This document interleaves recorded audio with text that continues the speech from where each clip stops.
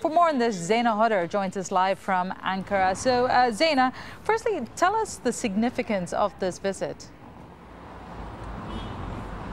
Well, really, both countries are attaching great importance to this visit. It has been in the making for some time now, repeatedly postponed, but now the Iranian President Hassan Rouhani has arrived in the Turkish capital. Both sides really will be talking about what brings them together, and that is business, economy, and trade.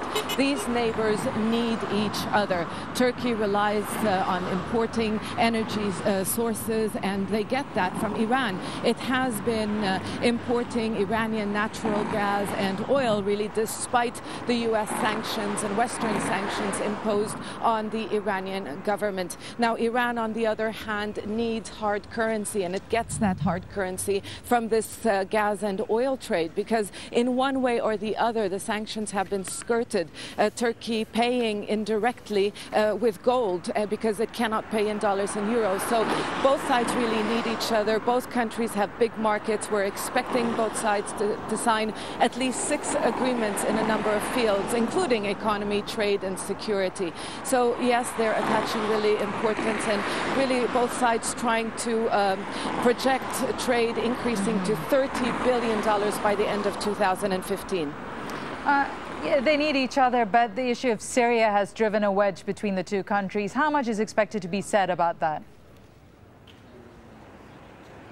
Well, according to Turkish officials that we have spoken to, it will be touched upon in the discussions, but it will not be the focus. They want to put aside their political differences because really they're unlikely partners. As you mentioned earlier, Turkey supports the opposition and the Iranian government supports the Syrian President Bashar al-Assad and his government.